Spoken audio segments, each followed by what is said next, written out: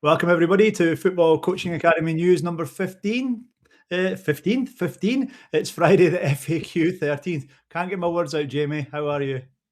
I'm good, thank you, mate. It's unlucky for some, Friday the 13th, and obviously unlucky for you. But yeah. Yeah, I'm upside down here. No idea. Just my creative side coming out. So, Jamie, today I usually do a lot of research for Football Coaching Academy News, and as part of my research, I started to see frequently asked questions that were popping up in the community. So I asked my good friend AI, please search through all the threads and posts and come up with the 10 most frequently asked questions that are asked in the community. And it did that, and it came up with 10. But we've only got half an hour, so I've streamlined that rather down to 4 frequently asked questions that we can cover today and hopefully answer for coaches who ask them. And not in any particular order, Jamie, just these frequently asked questions that I've grouped together. How does that sound? Sounds good. I've got no insight or prep to what these questions are, so I'm slightly nervous. But yeah, let's go for it. It'll be good. First question is, what is that Jamie boy all about? No, it's not. First question, right. So I've themed them. So the first question theme is formation and shapes. And we've had about 170 posts on formations and shape in the community. And a typical question would be, what formation should I use for 9v9, 7v7, 11v11? So that's the kind of typical questions that we get, Jamie. And we've had 170 of those, which is not insignificant. So this might be timely to cover the information that's in the community to answer those questions. And that's what we're going to do today. We're going to cover the questions and we're just going to walk you through where you can find the answers in the community. So first thing to say, Jamie, your lovely newly redesigned About page, which has pulled in loads of new members in the time since you've redesigned it. So well done on that. First thing to say is go to school.com/coachingacademy/about, click this join group button. It's absolutely free to join, and you'll join another 1,600 members in doing so. As soon as you log in, we recommend you go one of two places. The first one is the welcome post. So this is the welcome post here. It's got 502 welcome messages in it already. Please add to it, make it 503, 504, etc. And the second option here is to go to the classroom, and that's where you'll get most of the answers to the questions that are asked in the community. I'll be 100% honest. And if we go to the classroom, Jamie, there's only 3 classrooms that you need to focus on. And I'm including a fourth that's not a classroom, but there's only 3 areas, 3 classrooms that you need to focus on really. And that's the Start Here one, the Your Menu one, and the Masterclass one. I've also added a little cheeky fourth here for the search bar. I know Ross, his favorite is the search bar. He can go and search for any session he wants and search for any information he wants. But this search bar is really, really good and it's really, really powerful. Today, Jamie, we're just going to focus on mainly the menu, which is the only tile you need to navigate the Football Coaching Academy. So click the menu, you get this page. And if you are looking for 7v7, 3v3, 9v9, 11v11 formation information, Jamie, it's one of 4 places. It's either this link, this link, this link, or this link.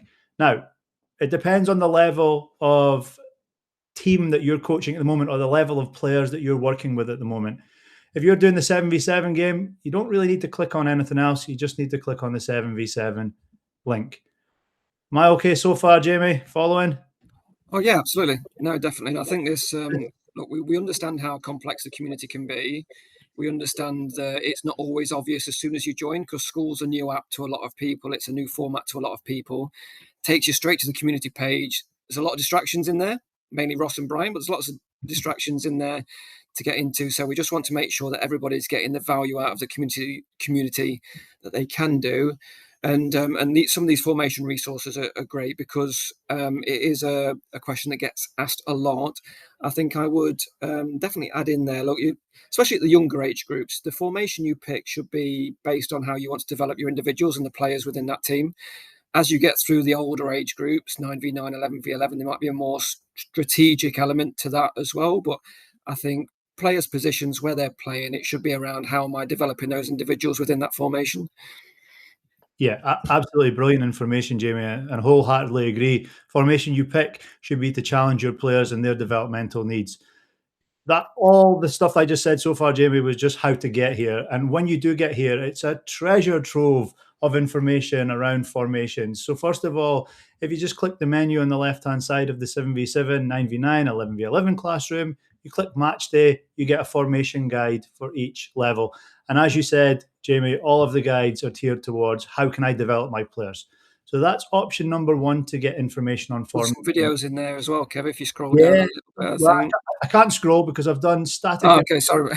No, I've done static images because when we've shared in the past, we've got a bit stuck with sharing video and stuff like that. So these are just static images. But as you said, Jamie, you've done a lot of different videos on different formations, and they are under the tactical breakdown folder. And I watched some of these earlier on, and really, really good, mate. Like really, really good. I don't think you or I Surprised. shout about them enough. They are a wealth of information about how you can use different formations for different purposes, especially around development. So well done on those, but they're under the tactical breakdown section.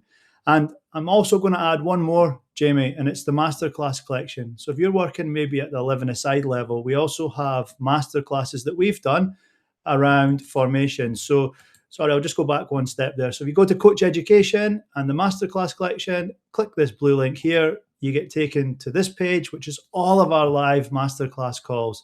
And there are a few that are formation based or contain formation information at the 11-a-side level, which are really valuable around 3421, 352.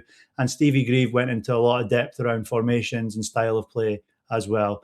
But that again is a treasure trove of information.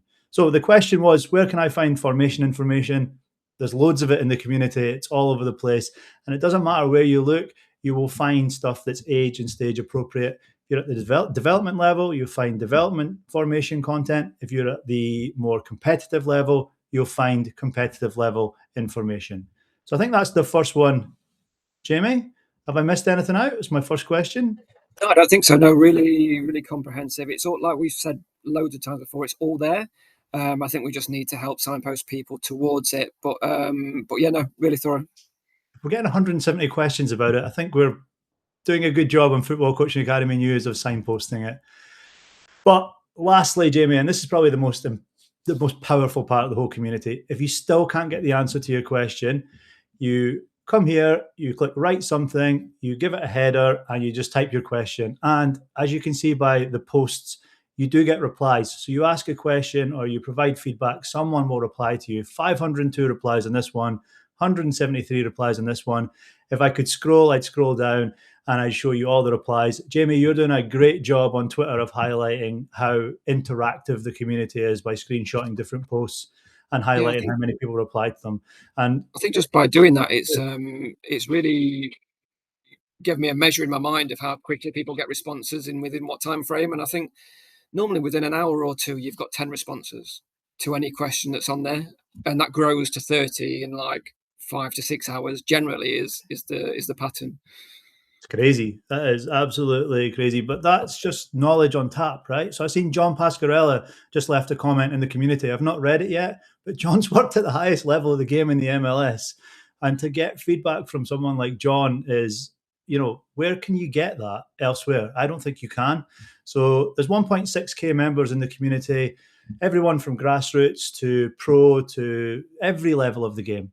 Someone has seen your particular issue or answered your question before. So pop a message in the community and someone will get back to you with the relevant information to help you as a coach. I think that's a fair summation of it, isn't it, Jamie? Oh, no, absolutely, mate. And I think one thing that just popped into my head as you said that is that as coaches, we work in silo and we think in silos so much, and there's so much information out there to navigate that we take all the information in and then try and process it ourselves. And we need these sounding boards to talk to other people and get other people's experience, because it's a weird community. We tend to like hoard it and hold it, and this community does a great job, I think, of just really working through everybody's thoughts and rationalizing and sharing experience. So yeah, definitely ask your questions, get them in there. There's going to be content that backs that up in the classroom, but this is a great place to start. Don't know if you feel like this, but I start to share my experience and my knowledge, Jamie, and I start to feel a little bit silly doing so and think, nobody's going to care about this. But then it blows up and everyone's like, oh, that's really valuable. Or, yeah, I had a similar situation. And it is that, what do you call it, a sounding board or whatever. It really is just bouncing off each other and getting a shared what do you call it? A shared. Help me out here, Jamie. Words have lost me. Um, I, yeah, I'm stuck in your sentence as well, mate. But I think I think a really good example of that yesterday was Adrian Cormican's post about being around the breakfast table, their child saying they're not enjoying training, and maybe that would felt quite a like a probably didn't want to feel really comfortable posting that. It's quite a personal thing to them, right? And they've made a decision based on how they feel with their child's experience.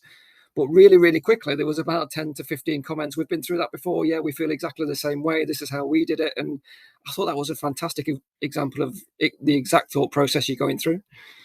Yeah, you've summed up what I was trying to say. It's a shared experience, it's shared learning, it's coaches helping coaches, which is unbeatable for me. So that's that. And again, just to go back to the menu, Jamie, just to reiterate, if you're struggling to find anything, your menu classroom is the place to go. Right. Question number 2, ball mastery integration. 200 posts about this, Jamie. Basically, the question is, how do I fit ball mastery into my sessions? Is it just for young players? And again, these are not direct quotes from people.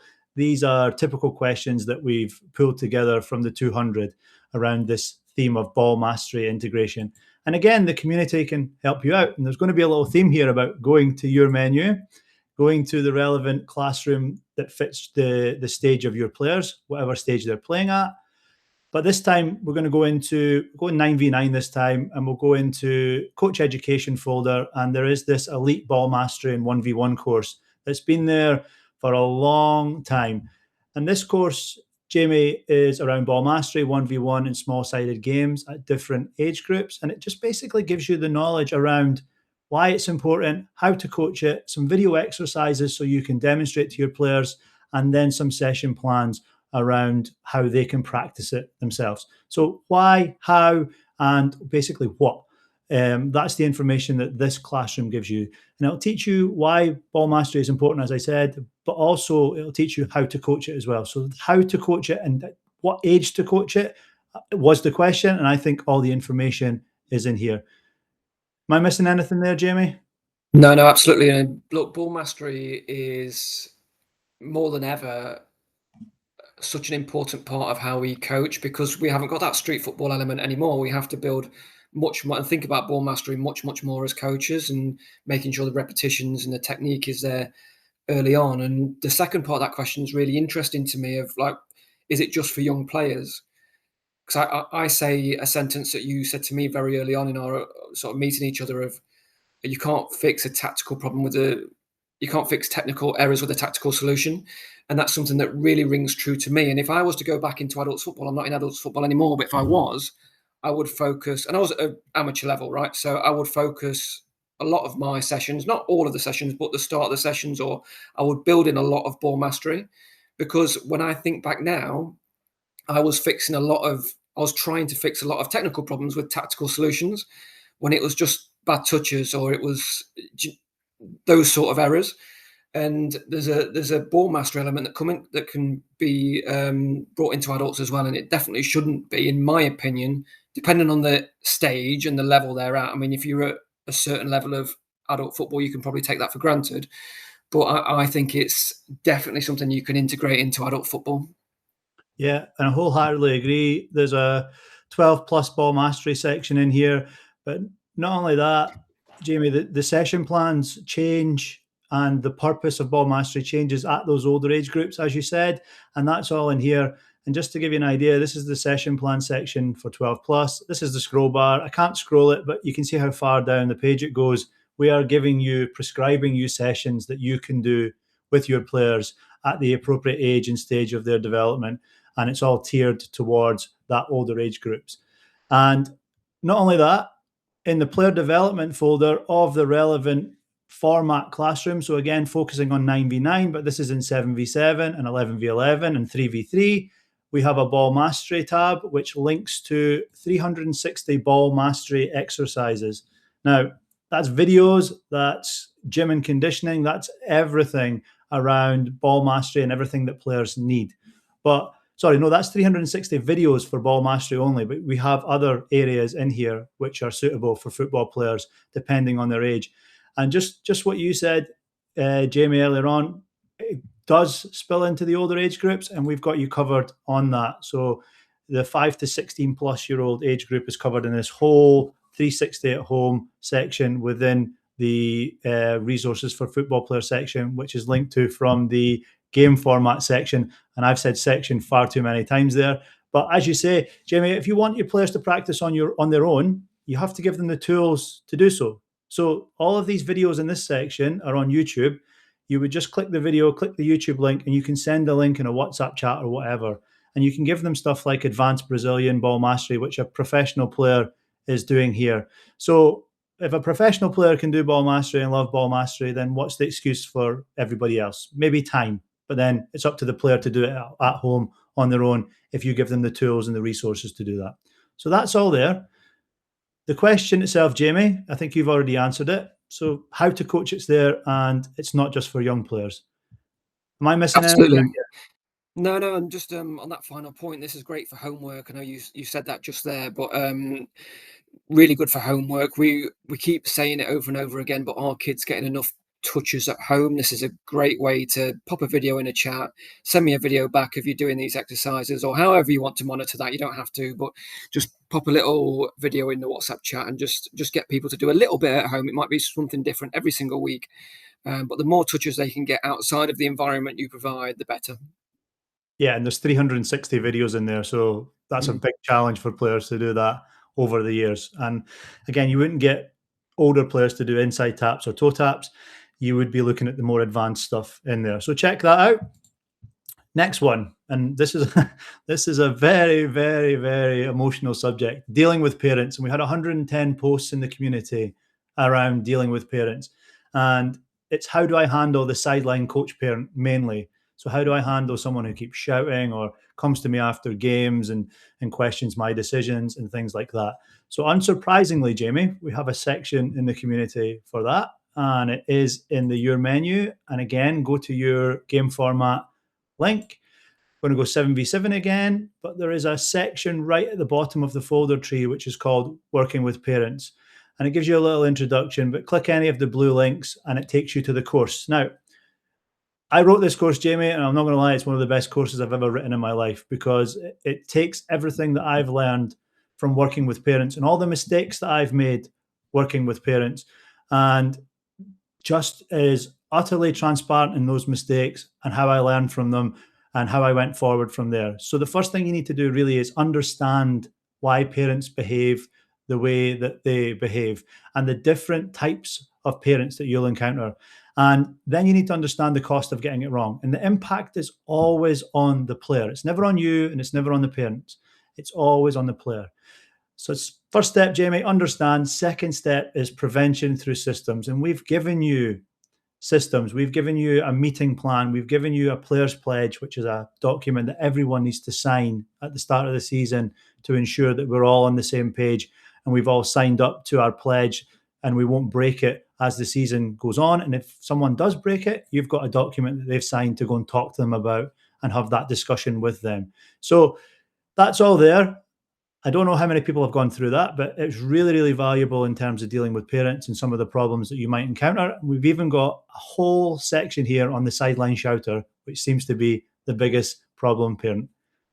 Yeah, absolutely. I think this is probably the area that causes the most stress for coaches, most anxiety, most worry. And look, this can impact how you perform as a coach because you make decisions based on what other people think and you structure training sessions based on what you think people want to see, and it can have a real ripple effect if you don't get this initial part right. And stress is normally navigated by proper preparation, and this is what Kevin takes us through here is like top preparation, how to through experience of how to navigate this problem. And it's never perfect, right? You sort of can't account for every type of person and different variables or characteristics, but this certainly allows you to get 99% of the way there because you can't account for everybody's behavior all of the time, but this definitely gets you most of the way. And it's a brilliant course, and I'd recommend that everybody that's dealing with people and parents and at youth level goes through this. And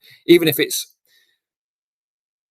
just for an understanding and just how people think and how the preparation should be, I think it's such a good course to go through. Yeah, those are really good points. And I think you and I have heard enough heartbreaking stories of how a set of parents have ganged up on the coach, or a set of parents have ruined the team and the team's folded, and things like that. So hopefully this helps some of those instances, prevent some of those instances from happening rather. And again, built on my 15 years of managing thousands of player relationships and parent relationships, and preventing conflict is an art, and this course will teach you how to do that. So as I said, different parent types are explained. It's effective management, and we've also given you that document as well, where you can fill in the blanks, add your club badge, and then you can send it out to everyone for signing, or you can have a signing day thereafter. Last one, Jamie, it's the biggest one, session planning. So there's been 70 posts around session planning. I'm willing to bet there's been a lot more, but from my algorithm and grouping it together, I just looked at when sessions are planned. Is it reactive? Is it proactive? Is it done the night before? Is it done weeks ahead? So is it systematic, or are we still time poor coaches who are struggling to plan sessions in advance and in a way that builds on the last session and the next session to come? So that's a real theme that's emerged in the community. And everyone's sick of me saying this now, but go to your menu, go to the game format, and under the player development framework, we have the player development folder, we have the player development framework.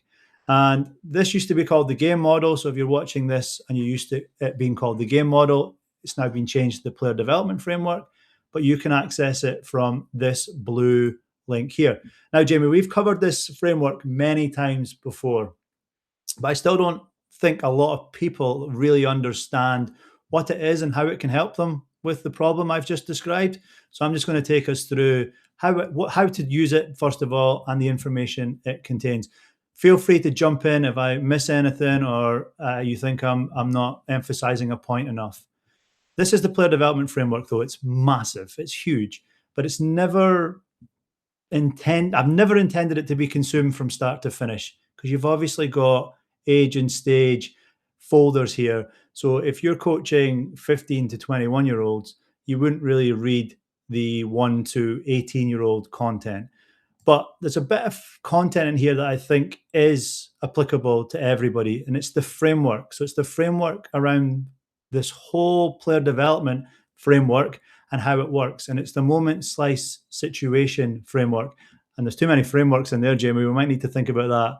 But this basically teaches you how to coach in a more methodical manner during a training session, and what to look for, and how to structure your sessions so players understand how they should be doing either skills or passing combinations or combination play in general in different areas of the pitch, and what's happening around the ball, what's happening on the ball, around the ball, and away from the ball, and what kind of 1v1 skills especially they would need to escape pressure depending on where they are on the pitch, as I said, and where the defender is in relation to the player on the ball. So that's what the framework covers.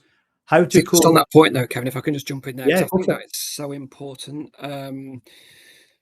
as coaches, to give players context that's game related, and to link it to the game, and why it matters within the game as well. I was having sort of not an argument, but a semi challenging discussion with someone on social media recently about isolated ball mastery, which as we've spoken about in the past, I'm not opposed to unopposed practice. I think that's absolutely where you should meet people. If we're meeting the player where they're at, that's absolutely fine.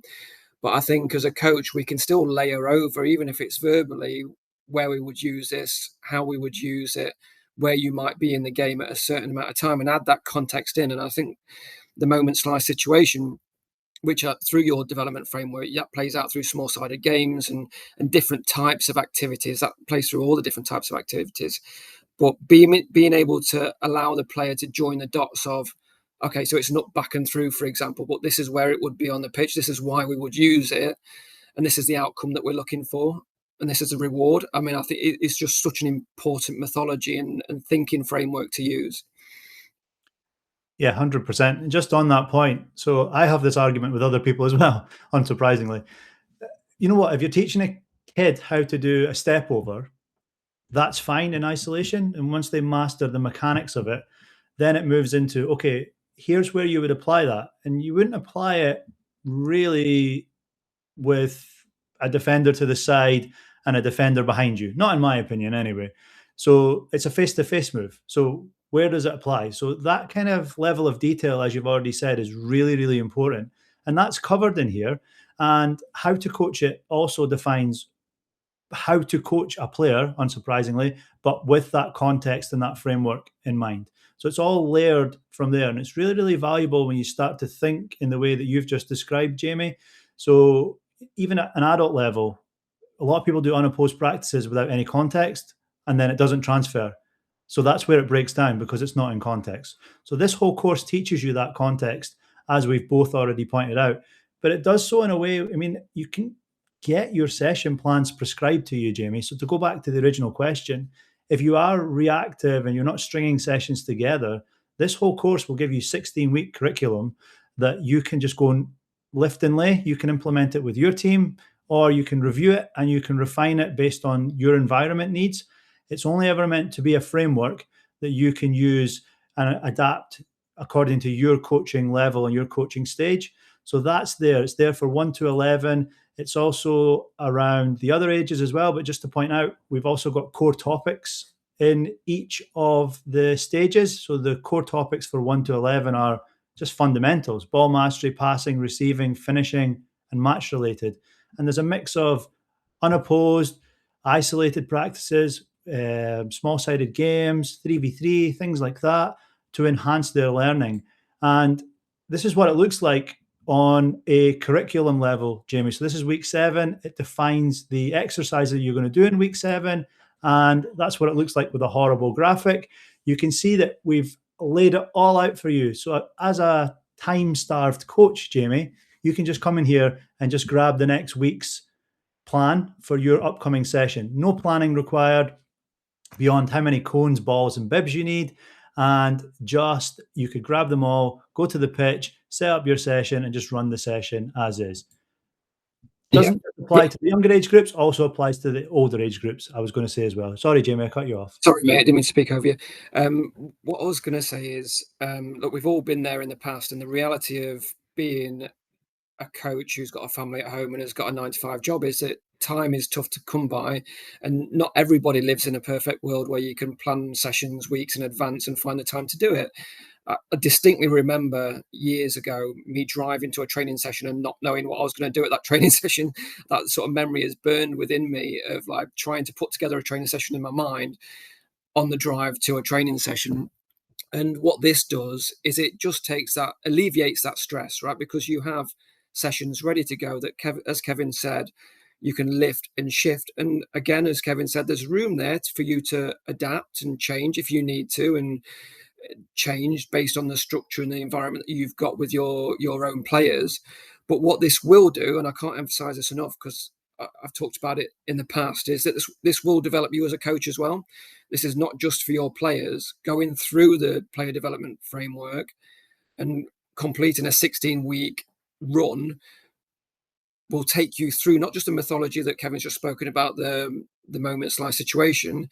There's coaching points in there as well. You're going to learn new activities. You're going to see where those fail, where they break down. You're going to learn from those as well. You're going to see how players react in different situations. And this is as much for you, the coach, as it is for your players and their development as well. So I just can't land that point enough.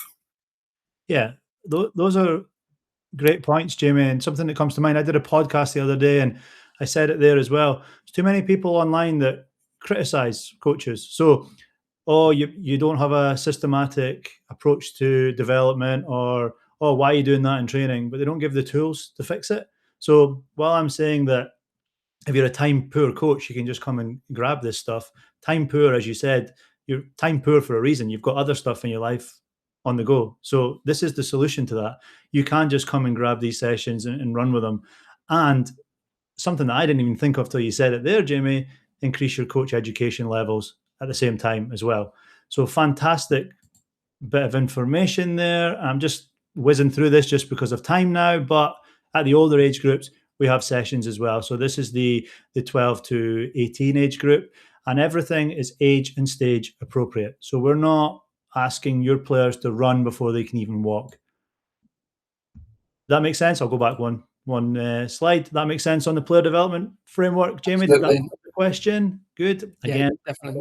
we're rushing through this, but I did some analysis on those questions, as I said, Jamie, but then I did some analysis on who's asking those questions and why they are asking those questions. And the questions really clustered around five personas, it's called here, but five different types of coaches.